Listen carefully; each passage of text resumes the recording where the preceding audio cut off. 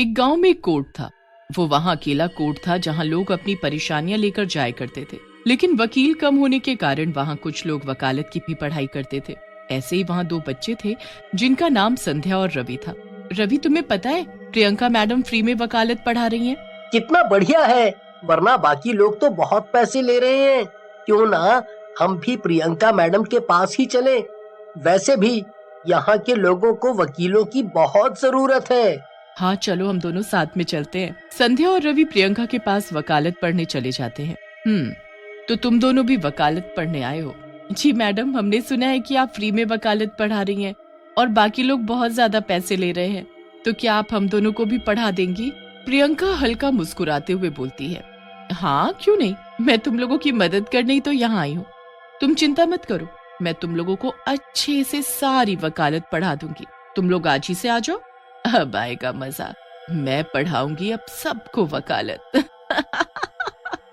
रवि और संध्या प्रियंका के पास रोज पढ़ने जाने लगते हैं। उनको देख बहुत सारे बच्चे प्रियंका से वकालत सीखने के लिए तैयार हो जाते हैं।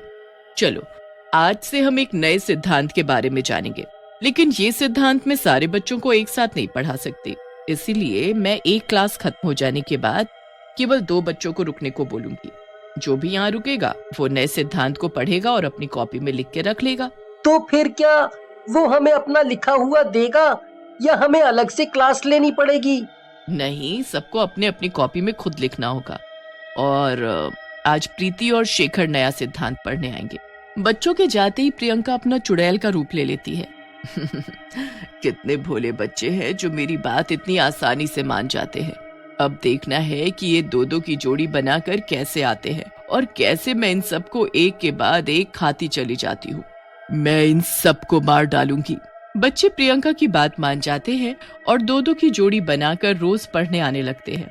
लेकिन कुछ दिनों बाद प्रियंका उनसे बोलती है, सुनो तुम लोग, मैं कुछ दिनों के लिए अपने केस की वजह से बाहर जा रही हूँ, लेकिन तुम लोग जैसे मैंने तुम्हारी जोड़ी बनाई है वैसे ही रोज उसी समय पर आते रहना, और जो मैंने लिखवाया है वो सामने वाले नोटिस बोर्ड पर दोबारा से लिखकर चिपकाते रहना।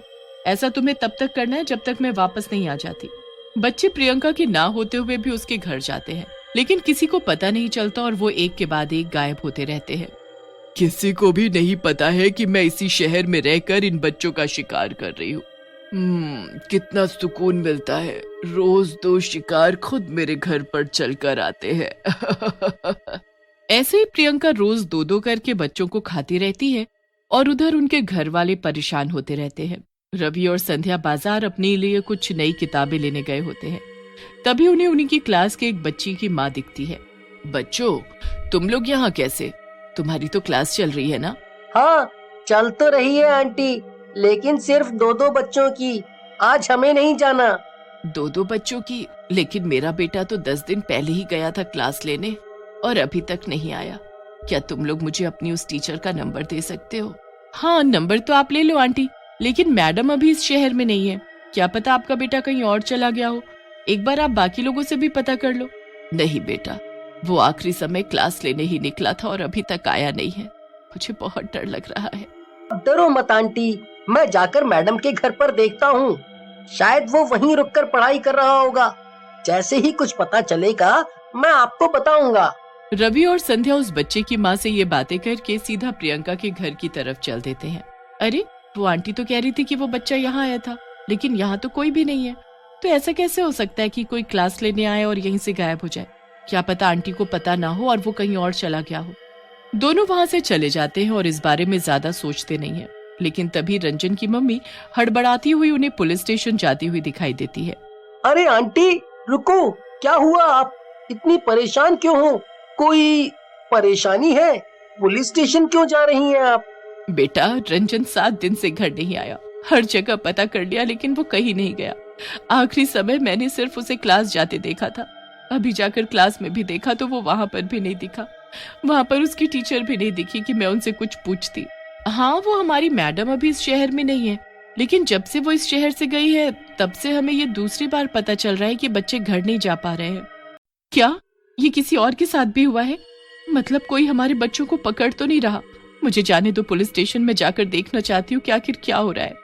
ठीक है आंटी, आप जाकर पुलिस को बताइए और हम जरा मैडम से बात कर लेते हैं। रवि प्रियंका को फोन लगाता है।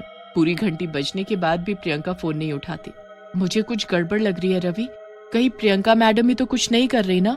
तुम पागल हो, प्रियंका मैडम कितनी अच्छी हैं, वो हमें फ्री में पढ़ा रही हैं, वो हमारे साथ ऐसा क्यों करेंगी? कुछ भी मत सोचो। मैं सोच नहीं रही हूँ, मुझे जो लगा वो मैं बता रही हूँ। संध्या, मुझे लगता है कि हमें प्रियंका मैडम के घर जाकर रुककर वहाँ देखना होगा कि वहाँ ऐसा क्या हो रहा है जिसकी वजह से बच्चे घर नहीं जा पा रहे हैं। तुम भी क्या लोगों की बातों में आ रहे हो? तुम्हें तो पता है ना मैडम कितनी अच्छी है। दोनों अभी यही सब सोच रहे होते हैं और वहाँ प्रियंका एक और लड़के को मार कर खा रही होती है। मजा आ गया।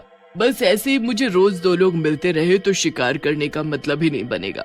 मैं ऐसे ही खा खा कर जिंदा रहूंगी और किसी को पता भी नहीं चलेगा। सब सोचेंगे कि मैं कितनी अच्छी हूँ।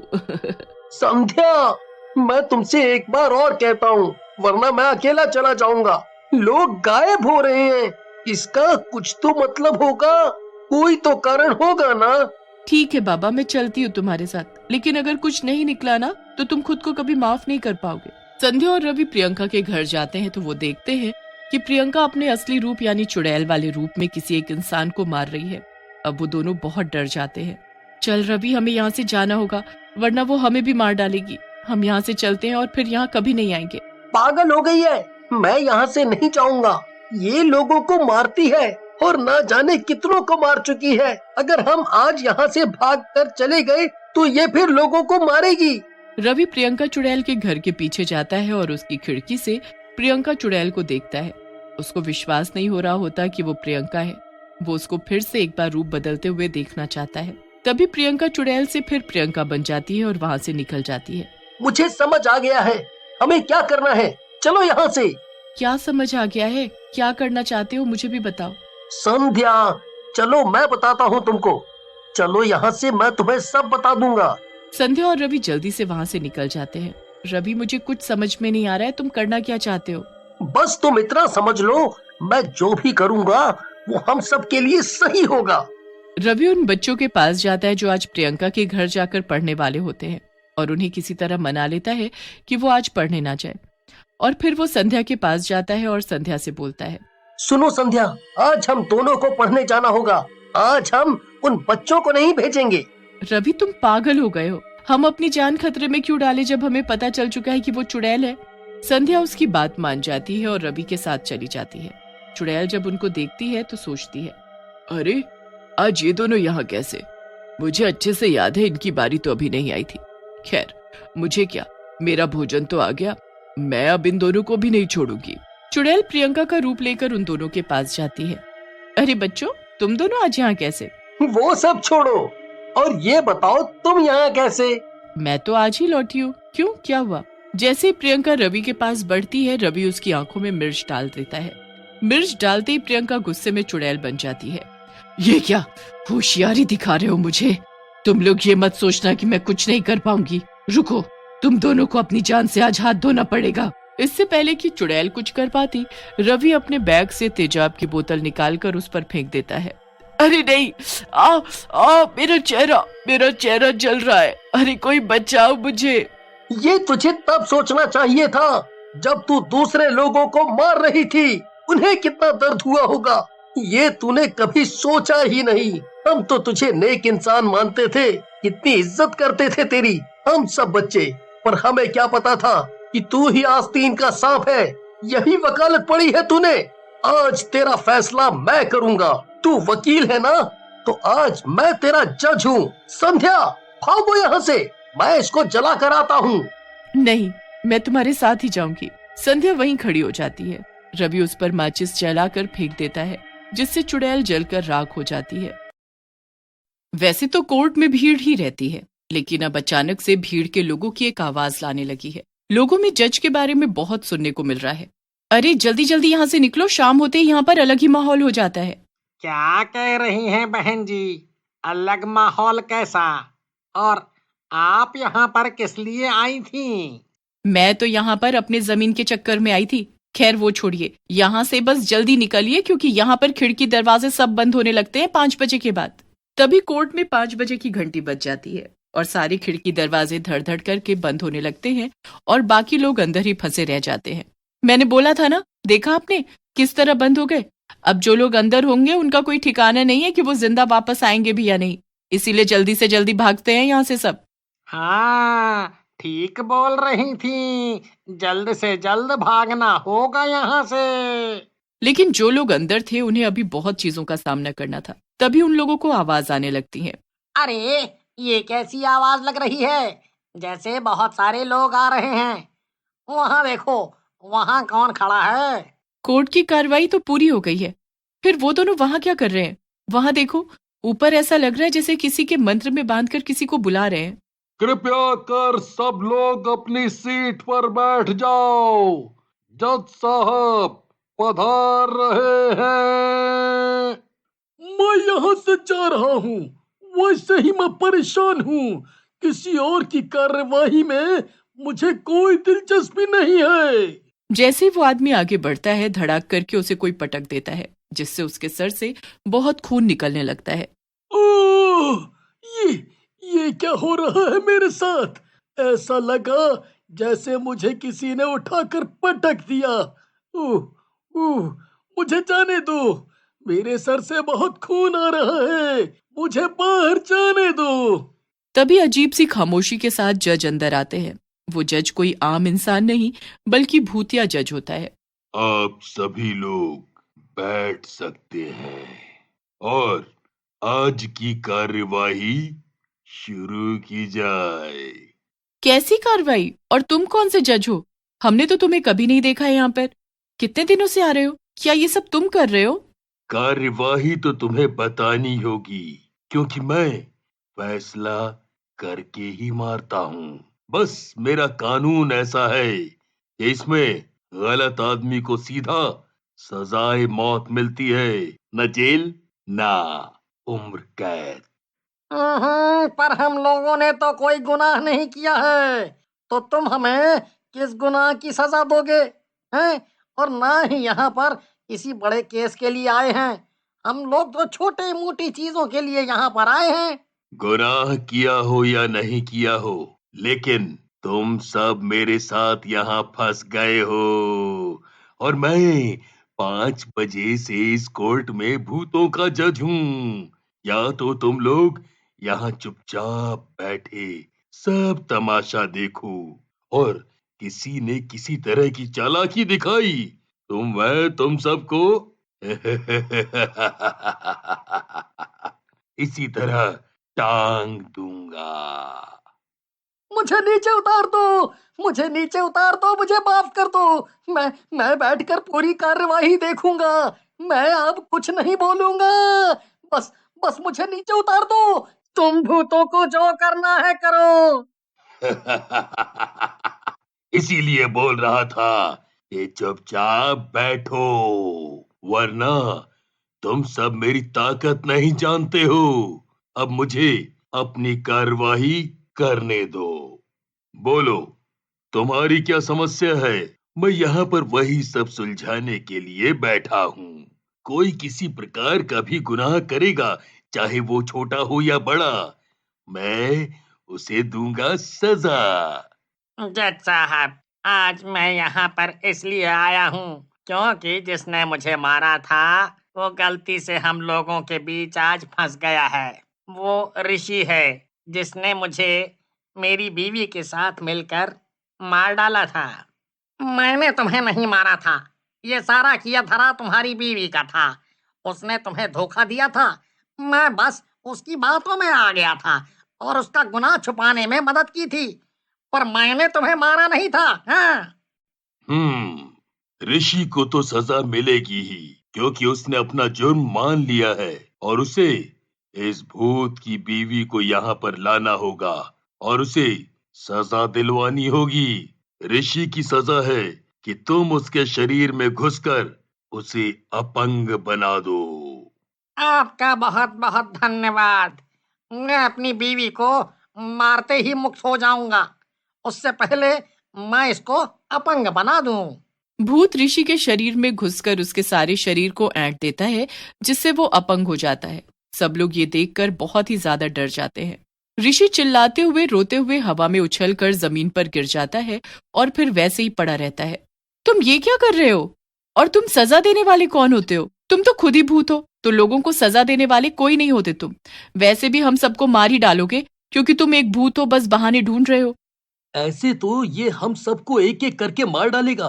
अब तक ये 4 लोगों को मार चुका है। हमें इससे बचने के लिए कुछ सोचना पड़ेगा, या इसे खत्म करने के लिए। पर विकास भाई, आप देख रहे हैं ना कि चारों ओर भूत ही भूत हैं। ऊपर से ये भूतिया जज जो कहीं से भी लोगों को उठाकर पटक दे रहे हैं, क्योंकि उनकी बात नहीं मानी जा रही। और आप इसे मारने की बात कर रहे हैं। कैसे मारेंगे, कैसे मारेंगे? मैंने तो ये भी सुना है कि ये हर रोज 5:30 बजे कोर्ट आ जाता है और सब लोग तब तक चले जाते हैं। मैं बेवकूफ बस यही देखने के लिए आज रुक गया था कि ये बात सच है या नहीं।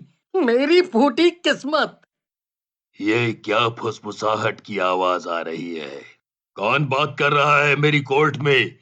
मेरी कार्यवाही के दौरान कोई कुछ नहीं बोलेगा, सिर्फ मैं बोलूंगा और सजा दूंगा। आज तो बहुत ही निडर लोग आए हैं।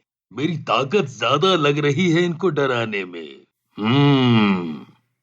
सनी, क्या तुम मेरा एक काम करोगे? अगर मैं किसी तरह उस जज के पास पहुंच जाऊं तो कुछ किया जा सकता है, लेकिन उसकी नजर से कैसे बचें? अगर तुम उसका ध्यान किसी और तरफ ला दो तो मैं उस तक पहुंच जाऊंगा। ठीक है, मैं कोशिश करता हूं, लेकिन अगर उसने मुझे मार डाला तो क्या होगा? मैं भी क्या इन सब की तरह भूत बन जाऊंगा? चिंता मत करो, तुम्हें कुछ नहीं होगा। अगर हम सच्चाई के साथ सामना करें तो भगवान हमारी मदद करेंगे। तभी एक भूतिया लड़की, इस आदमी ने मुझे तंग किया था जब मैं जिंदा थी। अरे तुम क्या कह रही हो?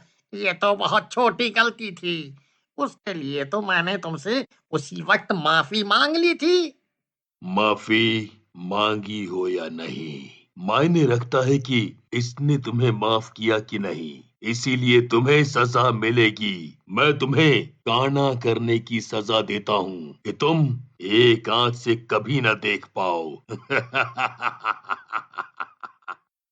जज साहब, आप सिर्फ इंसानों को ही सजा देते हैं या फिर अगर कोई मरकर भूत बन गया और लोगों को परेशान कर रहा है तो उसको भी सजा देते हैं? मैं सभी को सजा देता हूँ, पर जो मरकर भूत ही बन गया है उसके लिए क्या सजा? क्यों? अगर कोई किसी के साथ बुरा करके मर गया तो उसे भी तो सजा मिलनी चाहिए। मरने के बाद भी नहीं तो आपका फैसला तो गलत हो जाएगा, है ना? तुमने क्या कहा? मेरा फैसला गलत हो जाएगा? मैं लोगों को गलत करने पर सजा देता हूँ। तभी चुपके से विकास जज के पीछे चला जाता है। ये लो, अगर तुम ठीक हो और सच्चे हो तो तुम्हें इस लॉकेट से कुछ नहीं होगा, लेकिन अगर तुम बुरे हो तो तुम्हें तुरंत असर पड़ जाएगा। जज के गले में लॉकेट पड़ते ही उसने सनी को छोड़ दिया और तड़पने लगा कि कोई वो लॉकेट निकाल दे। मैंने तुमसे कहा था कि अगर तुम सच्चे होगे तो ये तुम्हारा कुछ नहीं बिगाड़ पाएगा, लेकिन तुमने देख लिया कि तुम गलत फैसले ले रहे हो और तुम एक बुरे जज हो। इसीलिए अब तुम्हें खत्म होना ही होगा। जज के राख होते ही सारे भूत भी गायब हो गए और सारे खिड़की दरवाजे भी खुल गए। जो लोग घायल थे वो वैसे ही रहे। तुम लोगों ने पाप तो किया ही था, जिसकी तुम्हें सजा मिली है। इस सजा को मैं चाह कर भी कम नहीं कर सकता, पर शुक्र मनाओ कि तुम सबकी जान बच गई और ईश्वर से मनाना कि तुम आगे से हमेशा अच्छे काम करो।